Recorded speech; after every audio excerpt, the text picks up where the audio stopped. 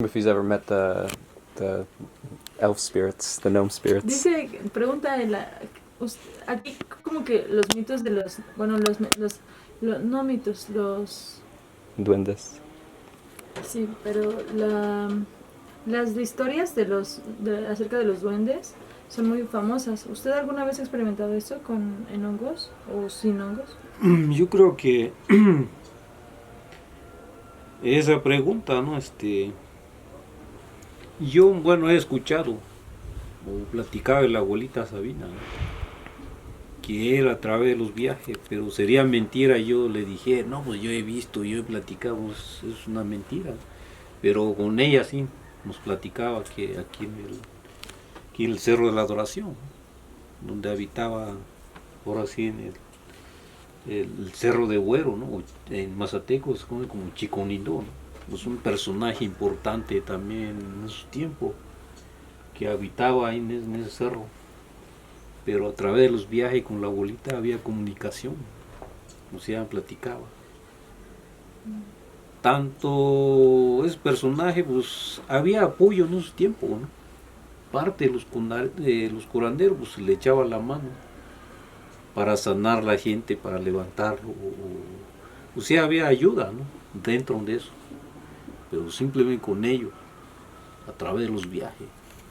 Yo la verdad pues nunca lo he visto, nunca, como le decía, serían mentiras, no, que acá, no, pues es, pero la abuelita sí. A lo mejor más adelante, ¿no? Pero no es fácil, pues. No es fácil, ¿no? Pues yo, güey, no quiero encontrarlo, nunca lo vas a encontrar. Pero es por suerte, por algo también. Es por algo, si vas a ver algo, algo es por suerte, según acá se conoce. This is the most interesting aspect of the deep psychedelic space, is this experience of coming in contact with interdimensional beings or interdimensional intelligences that seem to exist within these psychedelic spaces, or they seem to inhabit these realms in which these plants bring you to. And something I find extremely fascinating is that this experience is found all over the world, despite the cultural influence that you're raised in. People of all backgrounds, of all beliefs, are having these experiences. And the one that is particularly interesting is the duendes, or the machine elves, or the mushroom gnomes. These small trickster-like beings, jesters they've been called, are reported all around the world. We get this idea, the Machine Elves, from Terence McKenna, but this is just an experience he reported back. If you dig deeper into history, way before Terence McKenna was alive, you'll find these traditions being echoed, this mysterious vision being echoed all throughout the world. You even get these visions talked about in the small mushroom-taking cults of Europe, but they call them fairies. So there are these small little beings. I had an experience on mushrooms once of these little tiny garden gnome-like morphing colorful shapes were kind of dancing around me. They're pointing at me and laughing at me while simultaneously telling me all of the horrible things I've done to people, showing me that the karmic echo of each decision I've made has had on other people. For example, if I was really mean to somebody, and like previously in my life, it showed me how this little projection of my own shit has how it impacted them, and how that small, dickhead seed that I planted in their insecurities has blossomed out and echoed into this, kind of demon that's haunting them. And these little gnome things showed me that. I don't know why. I don't understand this experience. So this is actually why I asked him, is because I had this experience. I see other people having this experience, and when I show up to this small town in the mountains of the Sierra Mazateca called Huautla de Jimenez, there's gnomes and little elves painted in the mushroom art all over the place. So it's like, I have to ask, because this correlation is a little too weird and coincidental.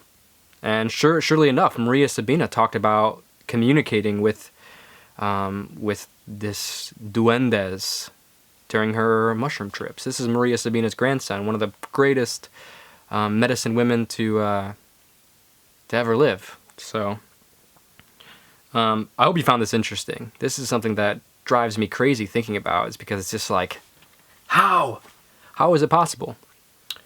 My name is Dakota. This is my YouTube channel. I have all kinds of videos like this. So make sure to click subscribe, and if you would like to head over to my t-shirt company called Stay Happy, Stay Weird, you can buy shirts like this. Well, this one's a little dirty, but you know, hey. It says everything is fine. Thank you guys. Thank you guys for watching. Because what we have to talk about is, what is the psychedelic experience anyway? And I maintain that if we're talking about psilocybin, and we're talking about taking it in nature, as these people did, that, you know, yes, first come the dancing mice, the little candies, the colored grids, and so forth and so on. But what eventually happens is there is an entity in the trance, in the vision. There is a mind there waiting that speaks good English and invites you up into its room. And it comes on, and the first rush is really astonishing. I mean, sometimes it's more mind-boggling than others, but I can remember situations where I would just see it coming and say, oh my God, you know, it's 100 miles wide and 10 miles high. Where are you going to run to? You know, it's just, you say, good grief. You know, I guess I'm not going to meet this one sitting up. I think I better lay down. And in about the time it takes to make and execute that decision, then it just hits. And it's like a tidal wave. I mean, I have the feeling when I'm doing it in California that everybody from Vancouver to Tijuana has just crawled under their desk, because you can't imagine this is happening between my ears. You know, it's more like an asteroid must have fallen in the Pacific Ocean and raised some enormous incoming wave. It's what it's sort of like. It's like watching a thermonuclear explosion through 50 feet of crystal clear glass. So, you know, you're perfectly calm. It's not getting at you. But the energy that is being released in your presence is awesome. And then well, this is sort of the feeling you have as this thing spreads out toward you. And then it does what it wants to do. It tells you what it wants to tell you. And it's highly unpredictable. It's hard to describe. It's a feeling.